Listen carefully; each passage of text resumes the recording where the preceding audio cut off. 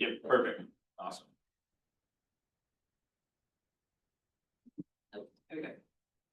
All right, so we, do you want to do attendance still, or? Maybe just real fast, just so we don't forget, if you could just scan this real fast and sign in. We know who you are, but this will just save us one extra step. Just, it'll ask you your Lehigh email username. Yeah, Um, and if it doesn't work, I can. that's fine, yeah. I can send you it later, but just try it. You'll get a survey at the end of the workshop, so we'll appreciate your feedback, and we'll also send you the materials of the workshop. Within 1 week's time.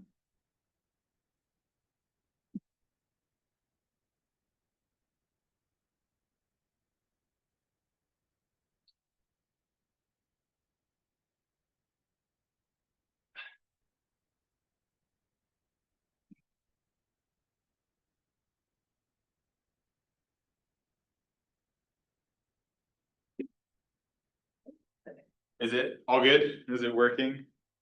Okay, Like I said, if it doesn't work. yeah, no problem. We can just record it. Okay, so the things we're gonna talk about today, two things we're gonna talk about, is involving rhetoric, right?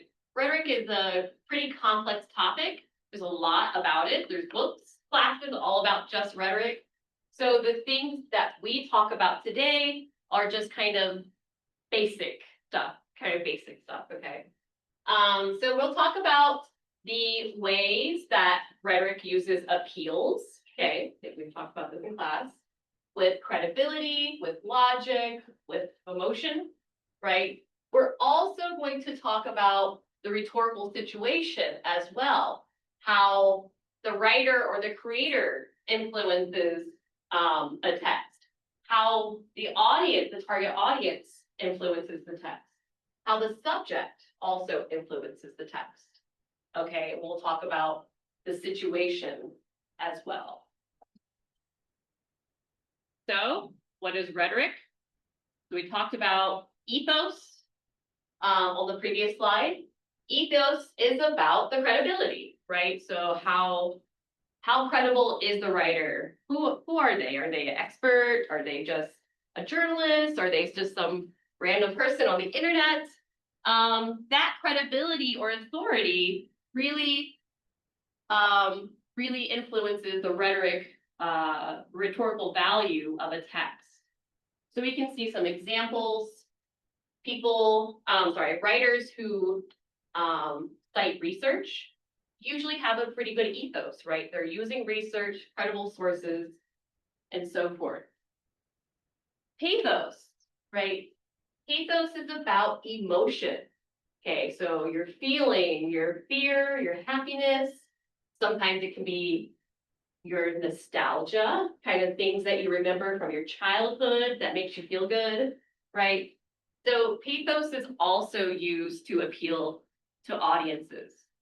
We can see that in this quote kind of like this: video addiction is like eating fast food every day. It destroys your health, right? It's kind of making you a little fearful, right? It's not really using a credibility or logic, but a little bit of fear, right? And if you can see that video games and media also use nostalgia, like things that make you feel good from your childhood, right? That's also a way to appeal to an audience. Okay.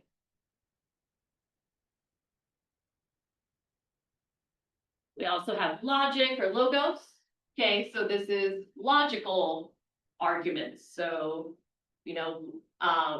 using some sort of statistics or facts or reasoning to make an argument. So again, we can see when you cite research, that is part of logos, the logic. Okay, we can see in this situation also, again, using logical reasoning. And then lastly, again, the rhetorical situation, like the situation around the text. Who's writing it? Okay, because their beliefs, their bias influences a text. What is the purpose? Are they making it to inform or teach you? Are they making it to persuade you of something, maybe to buy something? Or are they maybe just entertaining you with something? Okay, Who's the audience? Is it made for college students? Is it made for adults? Is it made for people in the US? Is it made for people in China? Okay, who is the target audience? Okay, the subject, what is it about? Okay, the context. When is it being made? Is it modern? Is it from the 1800s? Is it old? Okay. And lastly, the exigent. Basically, what's the reason why it's being made, right? So for example, a game about COVID being made during COVID, right? That's the exigence. There's a reason, there's something happening that gives rise to this. Okay. So exigence is the reasoning. All right. So very quickly, go ahead. Did you? Sure, yeah. So, what kind of strategies are used in media? You'll notice these very often where, in order to appeal to the audience, they'll use repetition, something like every vote counts, every action matters. Using the same structure again and again becomes like more memorable. I could. Okay. That's one strategy. Parallelism is like using, again, the same sentence structure multiple times. Very famous quote from World War II, England's Winston Churchill. We shall fight on the beaches, we shall fight on the landing ground. So this appeal to the audience using that structure. Yeah, we shall. Oh, I was. Sorry. Rhetorical questions. This is a question that you don't have to answer, but it makes you think about it. Who wouldn't want to live in a world free of pollution that engages us? Analogies. Very famous American movie Forrest Gump. They say life is like a box of chocolates. You never know what you're going to get. So this makes us think about life using like another object, like a metaphor. Some more exist. Hyperbole. You see this a lot in advertisements. This is the best thing that's ever happened to humanity. The iPhone 17 is the best. Sometimes humor. They'll say something like, "Oh, it's just a scratch." Like this is a comedy show where two knights are fighting and one loses his arm, but he says, "Oh, it's just a scratch," but he lost his entire arm. So it's like kind of using humor to appeal to the audience. And then a lot of times in visuals, what's this logo? What company? Apple. So it's something that embodies the theme of the corporation. So we say, "Ooh, Apple is futuristic, sleek, minimal." So this appeals to people. All these strategies. Yes. And then what is rhetorical analysis? This is where we look at all these factors and we basically analyze something. We break down something, if it's something written, an image, a video, and we say, why did the author make certain choices and how do these appeal to the audience? So there's a lot happening there. Kind of theoretical things are here as well, but we're going to look at how do we do exactly that. Especially the final sentence here. How does the creator use emotional appeal, logical arguments, and appeals to credibility? Whether it's a video game, an advertisement, or anything like that. But here's an example of written rhetoric. Take a moment and read this. And the question is, so this is from an opinion piece, like something in a newspaper. How does this opinion piece appeal to the audience? In other words, what strategies is the writer using to engage the audience or appeal to their logic? Take a moment, read it, and tell us, what do you notice?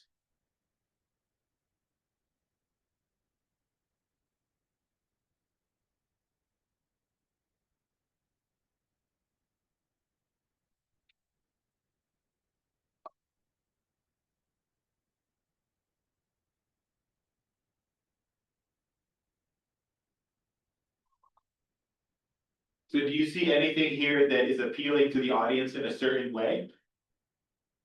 What strategies are being used here?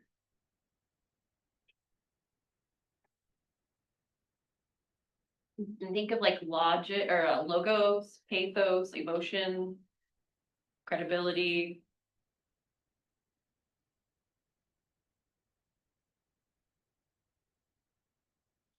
Do you see any data here?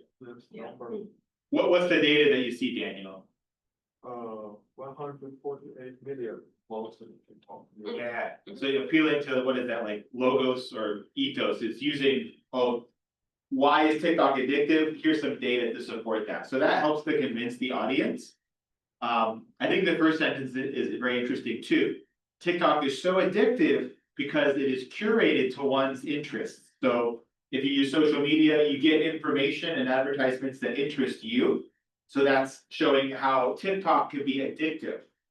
Do any of you have TikTok accounts? Some people, Instagram, anybody?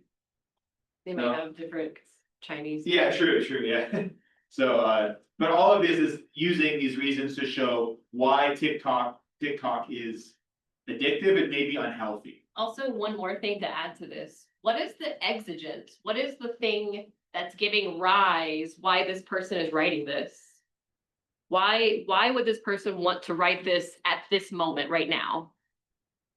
What is going on or what's happening? Because the addiction of, because the development of the addiction of TikTok, Yeah, Yeah, yeah, exactly. crazy. Yeah, so there's so many reports of people being addicted to TikTok and using it too much. Yeah. So this person is responding to that thing. Yeah, good. exactly. It's kind of like the context of this is the exigence. It's all those things happening in the world. So we have seen this in class, but that's Uh-huh. okay. Okay, We can still do this. sure. Or if we want, we could skip if you did it. So just like very quickly, who's the audience for this? America Americans, how do you know is, what's going on here? is all the symbol, all the beer and, where it's beer from, where the beer from. Okay, yeah, so the different symbols, different things that's showing where the beer is from, right? Why do people in the US need to see those symbols to know where the beer is from? These features will show that the beer is different, it's unique, it's something special. So Yeah. Best to attract those who drink beer. Yeah, it's the uniqueness to it, the specialness about this one type of beer, right? This beer that's from China. Good. And then lastly, what is the purpose? Why are they making this picture? They're the beer. To sell beer, exactly. Good. Exactly. Yeah. They're trying to persuade you that this is the best tasting Chinese beer that you can buy. Good. It kind of shows like history. I'm like, oh, like something from a long time ago, but beer is kind of contrasting. It's interesting. It gets you interested, like dragons, things like that. Yeah. Okay, so we're gonna show you an example of multimodal rhetoric. So a lot of times, we have advertisements, especially political advertisements, and these appeal to us in certain ways. So I'm gonna show you this advertisement here. It's Kamala Harris, who was running to be the president of the United States. And in this advertisement, there's a great appeal to emotion. They say that, if something about if one illegal immigrant is a murderer, then they all might be, bad or something. But the logic there is a bit flawed. So just watch this advertisement and notice how pathos is being used. This is the Jim Heath Channel playlist of 2024 campaign ads. The Biden-Harris administration just admitted they released thousands of illegal immigrants convicted of violent crime. Just as a context, this is an advertisement from Donald Trump about Kamala Harris. So it's being used to attack this person. 2024 campaign ads.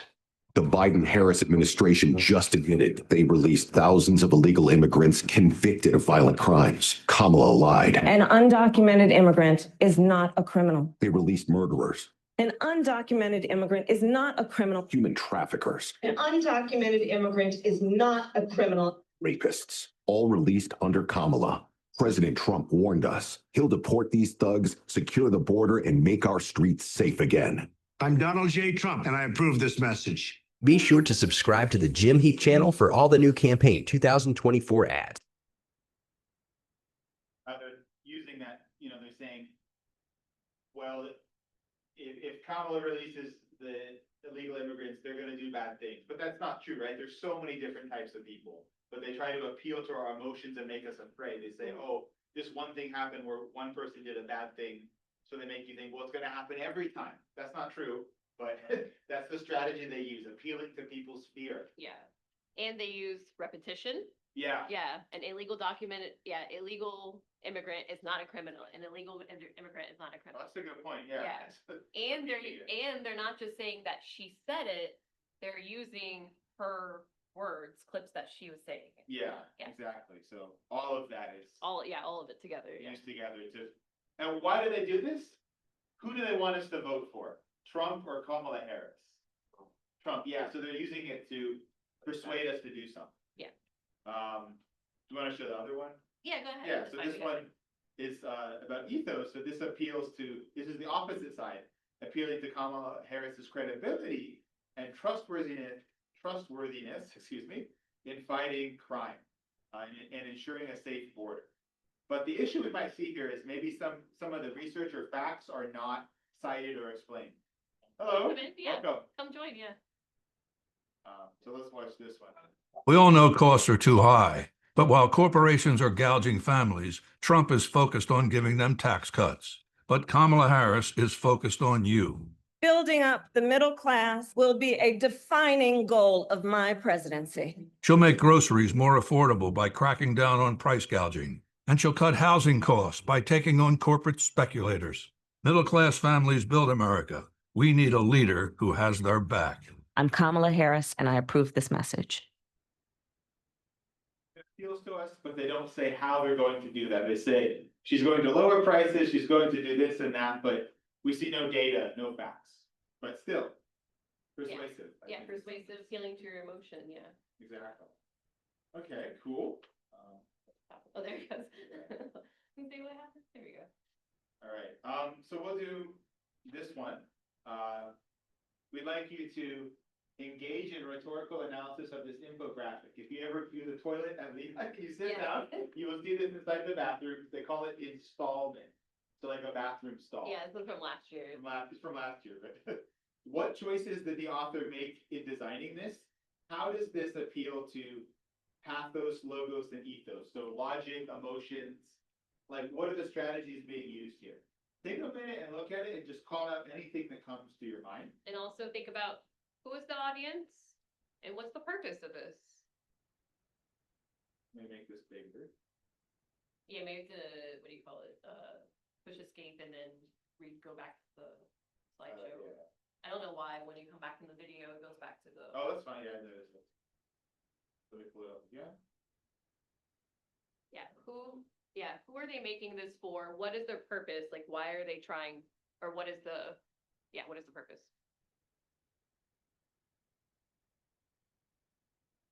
There we go.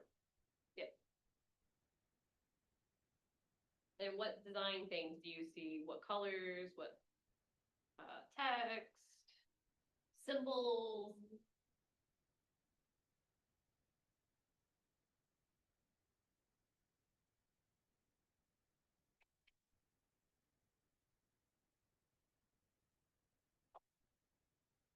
And the context too. Yeah. Mr. O'Neill gave the context, which is, it's usually in the bathroom stall. Is it in the men's bathroom stalls too? Yeah. Oh, okay, so it's in the men's bathroom stalls too. So that's the context. Who is it for? Who's the audience? Students always indoor. Yeah, Yeah. okay, students, maybe not like in the dorms. Is that what you said? Indoors. Inside the room. Inside the room, okay, inside, yeah, okay, so it's for the students who are inside the buildings, I guess, yeah. What's their purpose? Is it persuading you, informing you, entertaining you? I mean, if you're in the bathroom, maybe entertainment. Yeah. Encourage you to go outside, take some activity. Yeah. Okay, yeah, Definitely. So yes. encouraging you to go outside. Why do they design it this way? Like they have, like what is the symbol supposed to be here? Well, the color, the yellow, brown, it should be a symbol of the island. So it thinks that this picture is come from official. So. Oh, yeah. So like, yeah, you can trust us. We are helping you. The Oh, yeah. ethos, good, yeah, the colors, the official colors, right, good. Well, okay, so so Joe, what is this symbol then? What is this? What is that shape? The whole shape. Yeah. or anybody, I'll pick on Joe, but. It's maybe some image for outside, like you see the green leaves. Mm. And dashboard. Okay, We want to set the outdoor environment for you to see and to encourage you to go outside. that's a good point. Yeah, so we see the greenery, right? Okay, so the signs, Yeah, also the birds. the shine comes. Yeah, the shine from the sun. Yeah, so we can see that they're encouraging you to take outdoor breaks and then showing you what the outdoor looks like, right? Okay. All right, Awesome. good. Yeah. All right, so we can see again, any kind of media you interact with is rhetorical, okay? Whether it's a bathroom installment or a political ad or something. All right, so now, go ahead and see the next one. Now, the main topic of our workshop, game design as rhetoric. Okay, so the first thing we have to define is when we talk about this is procedure. Okay, so a procedure is basically a set of rules or constraints that create possibility in spaces. Okay, which can be explored through some type of play, right? Some type of interaction. So that is a procedure, it's a process. Think of it like as in computer science, a process or procedure. So what is procedural rhetoric? Okay, well, we get this idea from this book and this researcher named Ian Bogos. I think he's still at Georgia Tech the last time I checked. I don't know, he might not be there anymore. He coined this term of procedural rhetoric, and it's the idea that rules in game mechanics, like, you know, jumping or fighting or other things, clicking, are more than just interaction. They actually can also be rhetorical. They can convince us of something, right? So procedural rhetoric is another type of rhetoric that we can see specifically in interactive media like video games. So basically, again, games can persuade players, convey messages about real world issues. So gameplay they can express political, social, cultural arguments about topics like economics, war, environmental issues, so forth. Sorry. Oh, you're fine, yeah. I can say the last part. Yeah, go ahead. The games could be a vehicle of persuading players to reflect on really complex political or social issues by having an interactive experience. We're gonna see how games can be entertaining, but teach the audiences something. So one we could look at is rules as argument. So the rules of a game, they express a really specific viewpoint or a critique about society or a culture. So have you ever played a game called Sim City? Or heard of it? Or heard of it? No. No? No. So basically you build a city, you have to decide where do the buildings go, the water, the resources. And all of this shows you that, well, if I want to design a city, I need to consider a lot of variables. What if a storm comes? What if there's a war? All these things. So it gets you to consider like system thinking. So like, how do you handle resources, infrastructure, showing you how challenging it is to balance energy needs with pollution. So although you're playing a game and having fun, you're really learning about city management and resource management. So you're using like a lot of thinking in the game. That's really cool. I don't think that was video. Oh, it is. Molly loves her Dental Life dog treats. They help clean teeth and freshen breath.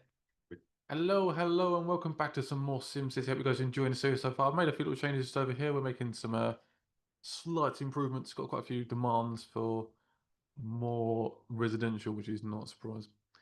So what do these guys want?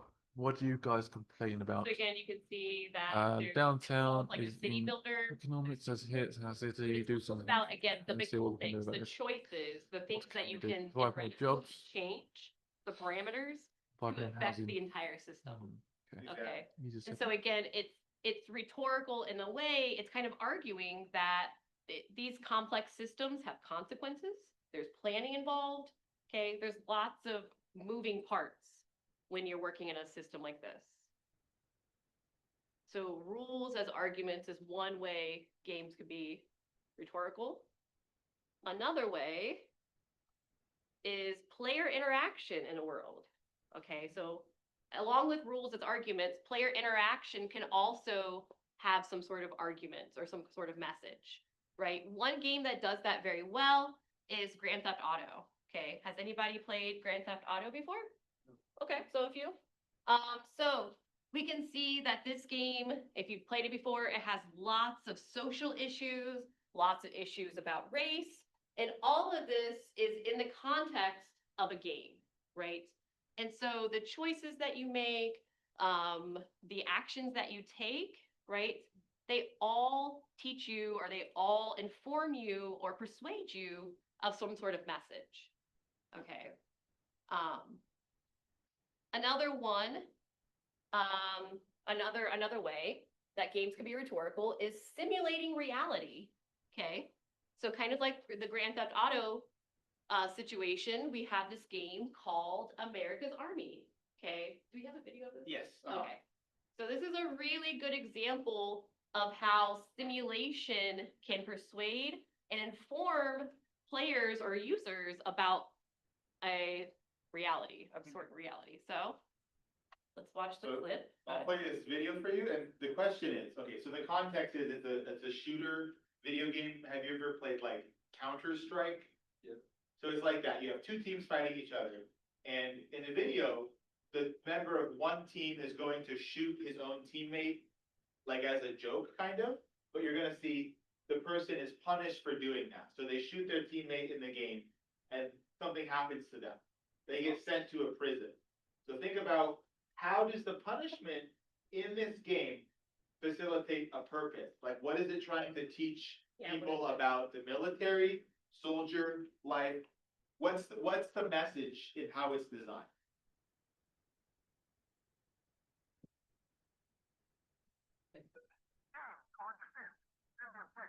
So is it starting base or something? And so you shoot.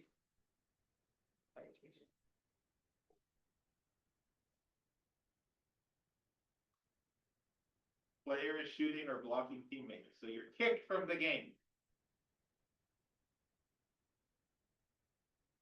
So in a game that's called America's Army, where you're a soldier and you're fighting and doing these missions, what is it telling you? What is it teaching you in this situation? If you make this action and shoot a comrade or a teammate, what happened? Or what is it telling you?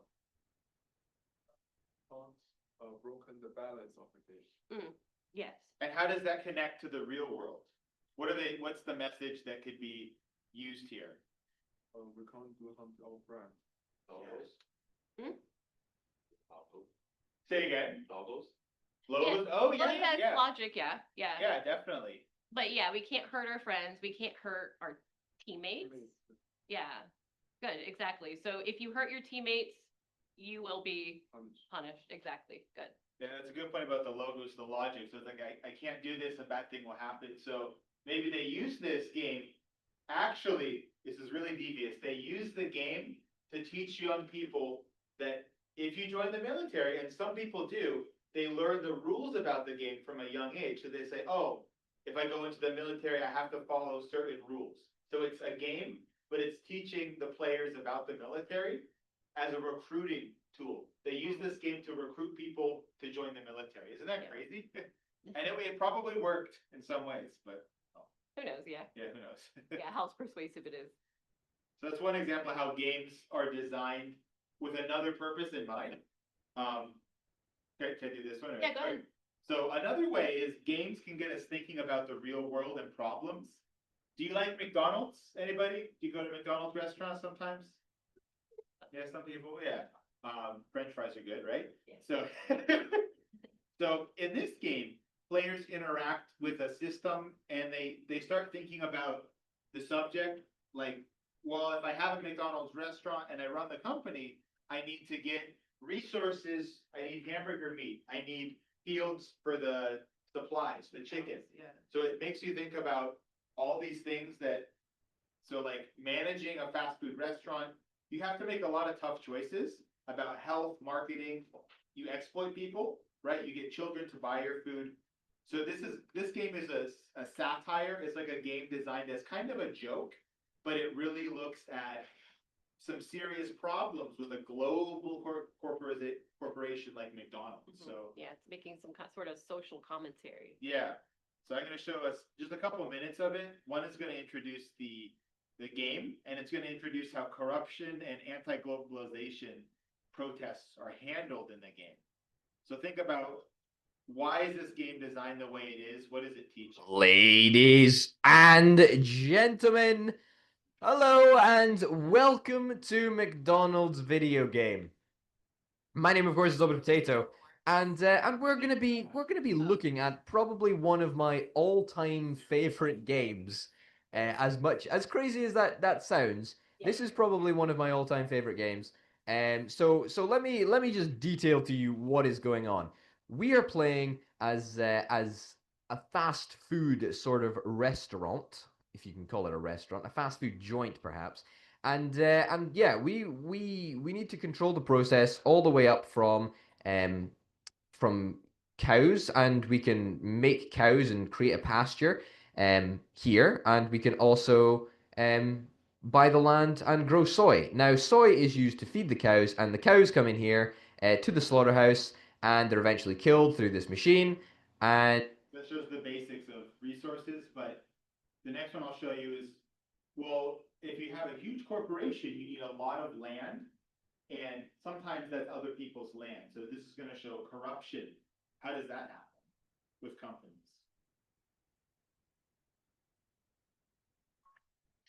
However, something that we are going to move towards is corrupting the mayor. The city of Sao Jos used a lot of land to sustain itself. Right, now what we can do is we can actually corrupt the mayor, and we can get access to their food supply, which would be kind of nice.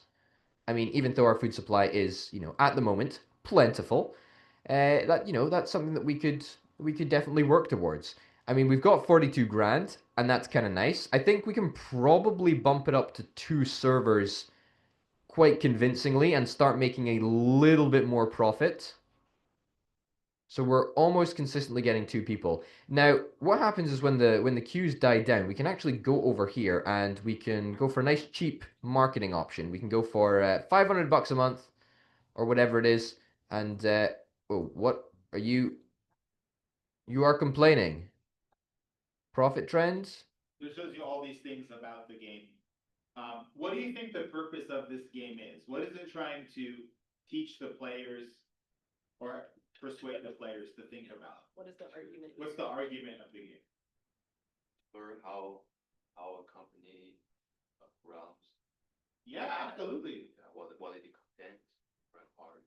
Oh yeah, there's a lot of things to consider. So it can be very positive or beneficial. What are some other arguments made in the design of this game?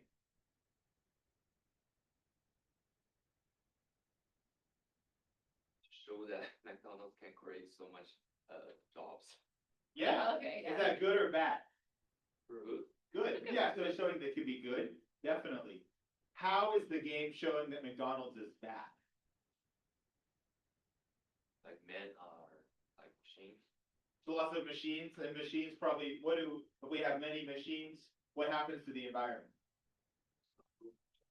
Not good. Pollution, right? A lot of smoke, chemicals, things like that.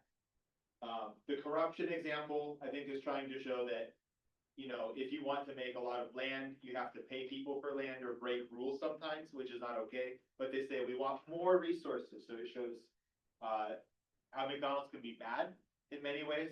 And also, these are choices in the game, right? They give you the option to do that. You don't have to do those things, right? But you may not win the game. You may not do well in the game, right? So it's, again, the game's trying to persuade you of some sort of viewpoint or some kind of argument. Exactly. It's like you play the game, but you learn, managing a company is hard.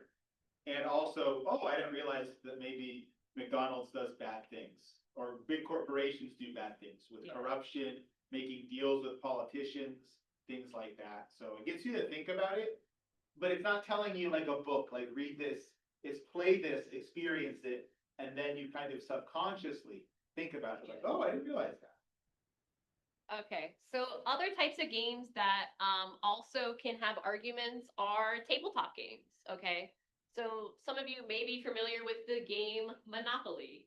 Has anybody actually played Monopoly? No? Okay. So Monopoly, super popular game in the US. Been around for a long, long time. But actually before Monopoly, there was another game called the Landlord's Game, all right?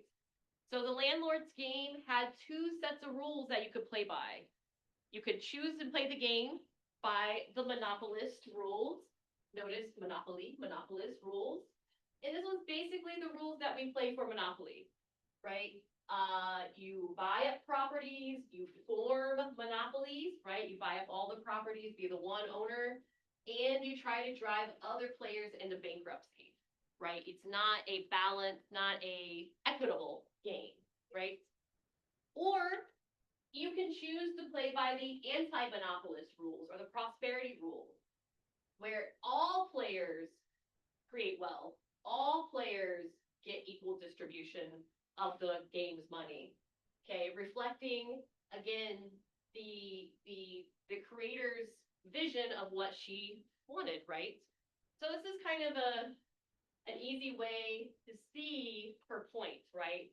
She's trying to show you the unfairness of this rule set, which was the current reality, and the fairness of this rule set that she was trying to basically argue that this was better, right? So my question is, there is an argument here, right? But which rule set do you think is more fun to play under? Like the equal, like everybody gets equal stuff, equal money, or having competition where you form monopolies, you try to beat other players by bankrupting them, sorry. Which do you think is more fun? More equally, okay. Yeah, interesting. Okay.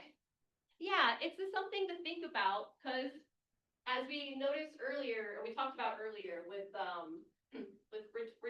rhetoric, right? Some things argue, some things inform, some things entertain. Well, games do kind of all of those, right? So you have to think about the rhetorical value, but also the entertainment value, right? Which is more fun? So I'll leave that up to the answer up to you, but yeah, so you have to think about entertainment too. Yeah, I could do. Yeah, go ahead. Yeah, so a lot of things like there's a lot of gamifying and things that are not games. So do you have any apps on your phone? What kind of apps do you have on your phone, Joe? Social media? What about like food or restaurant apps? Like Starbucks. Dunkin' Donuts. Anybody have fitness apps on your phone, like health apps? Like walking or gym? Fitbit. So it's interesting, a lot of these apps, they have a point system. So if you do a certain action, you get some kind of a reward. So if I buy, for example, $10 at Starbucks, I get one free cappuccino. Or if I go to Sephora to buy makeup, which I don't, my wife does. If you buy $100, you get, a free bottle of like lotion or something. So this point system is like, you get an app, it gives you a notification. You say, oh, I almost spent this much money. Now I get a point or I get a reward. So having a point system with purchases is very engaging. Actually, back to McDonald's. McDonald's has a campaign now called Monopoly, where you go to McDonald's, you buy French fries, and there's a Monopoly sticker on it. And if you collect the right stickers, you could win like really big prizes. So it gamifies buying food. Yeah. That's a really good example. I didn't even think about that. I didn't think about it until I just said it. No, that's a great example. But I guess to do that, you have to know Monopoly and McDonald's and the fast food culture. But yeah, other things you'll see is like badges. So like if you use a fitness app, if I walk 10,000 steps, I get a notification that says, great job, you completed your circle, you got 10,000 steps. So this gamifies life and gets us interested in it. Another one is daily quests or streaks. So consecutive daily use of something is rewarded. So for example, Duolingo is like a language app. So if you use the app every day, you get rewards or a happy face. But if you don't use the app, it gives you an angry face. So this gets you to check in and practice every day. You'll see it with other things like Peloton, that's like the bike riding program. Reddit, the discussion forum online, MyFitnessPal, that's like a thing you can use for measuring walking. But all the arguments here is, so if it's a daily thing, the argument is you must check every day. If you get a badge, like a reward at the end of something, they say that arbitrary goals define mastery. The argument is if you do these things, you get a reward like a great job sticker. Doesn't really mean anything, but you get something as a reward. Yeah, if you walk your 10,000 steps for, 3 months straight, yeah, you get a badge, but doesn't mean that you've mastered anything necessarily. And then going backwards, the point system argument is consistency and effort are quantifiable. So if you buy 10 sandwiches from Subway, you get a free footlong. You say, I'm not just buying it again and again, but if I buy up to this number, I get something free. I'm getting, some kind of numerical Yeah. value, yeah. It's like gamifying the human experience, buying stuff. I shouldn't say human experience, the consumer experience. And also, these are not all just apps and stuff like that. We noticed there's one up here that you all use, Foresight, right? Foresight, maybe not all of your classes use this feature, but Foresight can give badges for certain completion of modules or other skills as well. Okay, so even in academia, we reward students through gamified applications and stuff. Yeah. One last example, sorry, this is really random, but if you go to like a breakfast shop, if you buy a bagel, they stamp it with the thing here. So if you buy 8 sandwiches, you get the 9th one free. Nowadays, they don't do it as much, but some restaurants have this where it's like, you buy something, they stamp the card, and if you get like 9 purchases, you get the 10th one free. So it's like, oh, I want to buy more. So The old version of Yeah.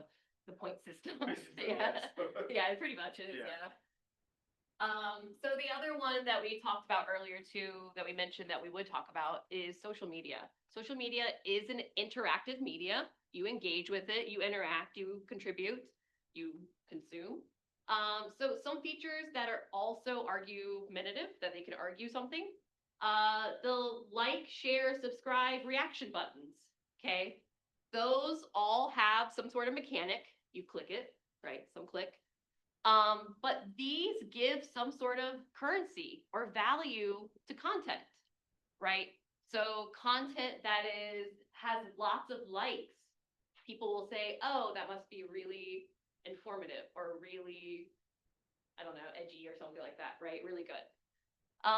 Or things that are lots of subscribers. You go to YouTube and you're like, oh my gosh, this 7-year-old who does toy reviews on YouTube has 5 million subscribers.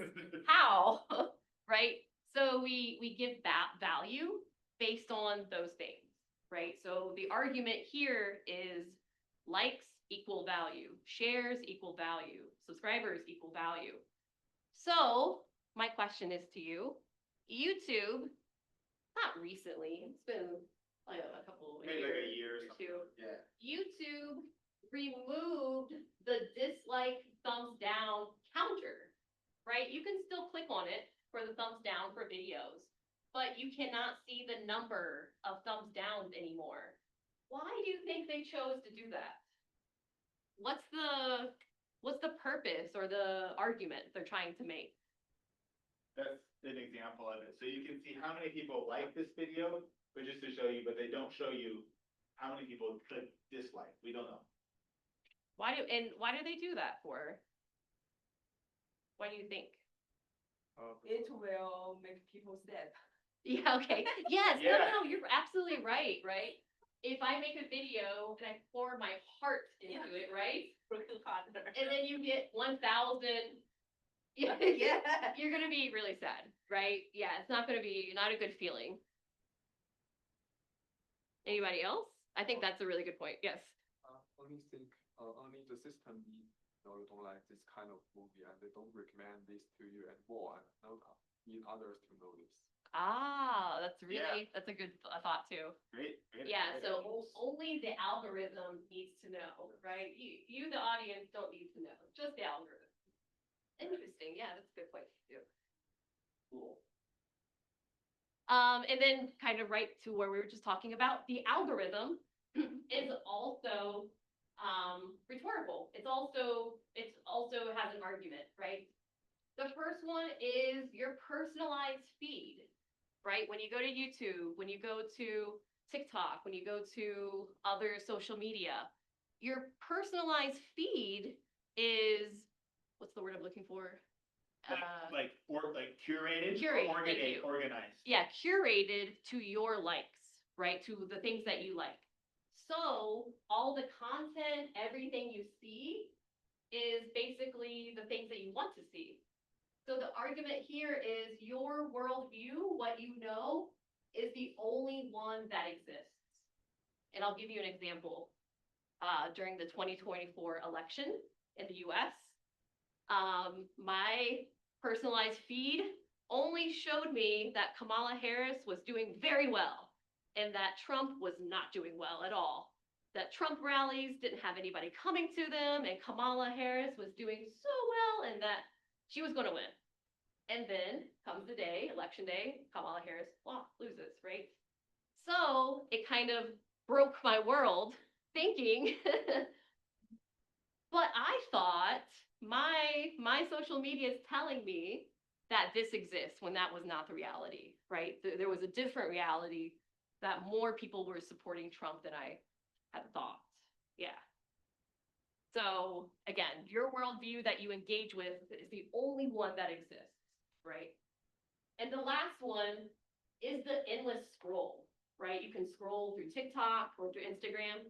There is no stop, right? Unless your internet gives out, then there is a stop. But there is no natural endpoint. Okay? Like when you read a book, you start, you stop, there's an ending, that's it. Right? That's not like that with social media. So the argument here is that your attention span is infinite. You can just keep going and going and going until you want to stop. Right? Yeah, it's like that. It's like I look on Instagram, I just get the same thing again and again. Like, oh, I like fitness, I like cooking, but just you can keep scrolling down and it never ends. It's Yeah. Just, you keep getting more and more. I know mine's cats and makeup. Just cat Nice. video, makeup video, cat makeup, make video. I can do it this way. Yeah, go ahead. So another way is academic procedural arguments. So the figure here is a flood simulation. It calculates like certain variables like rainfall, elevation to show that, well, if this situation happens with rain, there could be a negative result, like maybe the part up there. So basically this is a simulation or a model.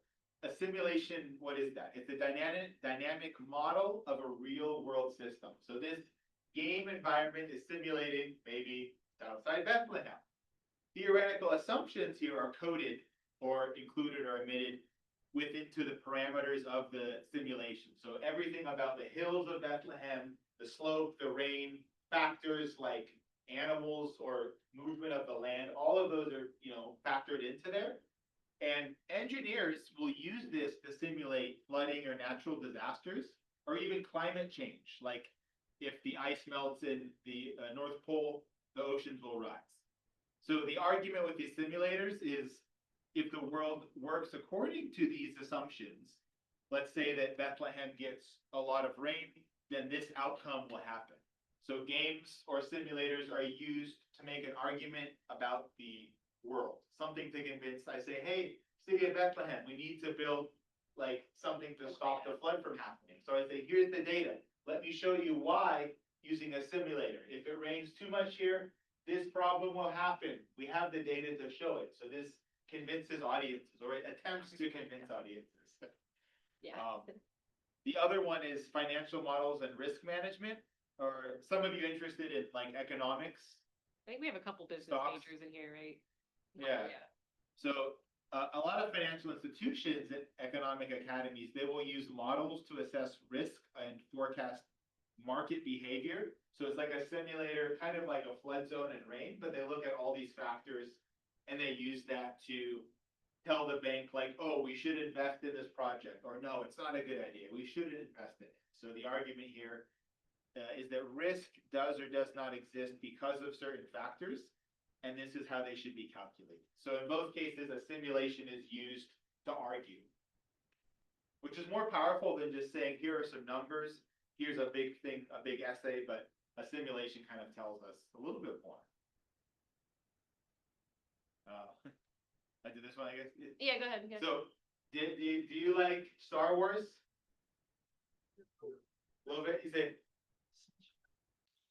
I mean, that's a movie, just like. a movie, Yeah, yeah. yeah, of course. Yeah, you like Star Wars? Yeah. Yeah, it's okay to say no. Like, But what can happen here is there's a video game, Star Wars Lego. So it's an advertisement in so many ways because it's saying, hey, play our video game. And then if you play our video game, you get to learn about Legos. So maybe you're gonna go buy Legos. And then, oh, if you like Legos and the video game, you like Star Wars, so go and buy other Star Wars games. So this is like an advert game. It's like it's like an advertisement in the form of a game. Even though you're not buying Legos right now, you're immersed in the environment and the universe of Star Wars. So it's really Legos and Star Wars together. it's persuading you how cool Legos are, right? Yeah, exactly. Yeah. It's like, hey, Legos can be cool. You could play in this Realism, environment. yeah. You could have fun. It's action. So this is a strategy corporations will use, gamifying themselves. I don't know if we have time for this, but. Yeah, I don't think we'll have time for this one. That's but okay, we that's still move okay. on to the message. Yeah. Or to the. Okay, so the final thought is that, as we know, every media that we interact with is rhetorical. It has some sort of message, some sort of argument, right? So the idea of this whole workshop is for you to think about all the other sources of entertainment that you interact with are also rhetorical. Okay, so games, tabletop games, digital games, social media, gamified apps, those are all rhetorical, and they have some sort of intention, some sort of purpose, right? So we want you to think about that, think about those things critically, but also just understand that these things are powerful tools for communication for you to use as well, right? So not only are you the user, but you can also create your own games, create your own apps and things like that. So again, these kinds of things, interactive media, is a kind of literacy. I don't think my grandparents could interact with Facebook or not Facebook, sorry, Instagram, there we go. So all of this is a kind of literacy. Understanding social media, understanding games, is a literacy. Okay, so it's not the kind of literacy that helps us read books, but it's the kind of literacy that helps us critique and understand the world we live in. Okay. Yeah. Yeah. Yeah, so think about when you play games, look at advertisements, watch media, YouTube, think about how is it designed and how is it affecting you? And then if you become a creator of games, of media, you can apply these same strategies to really prove a point with something. So you'll get an email from us with a workshop survey. So we'd appreciate you filling out that survey. What did you find effective about this workshop? What are some suggestions you have to enhance it in the future? Thank you for attending, even though it was mandatory for many of you. Thank you so much. The references, and have a great day. Great weekend. Yes, thank you. Thank you, Daniel. Thank you. Thanks. All right. And for my class, that is it today, and I'll see you Monday, okay? Okay. Bye. Thank you. Weekend. Have a good weekend.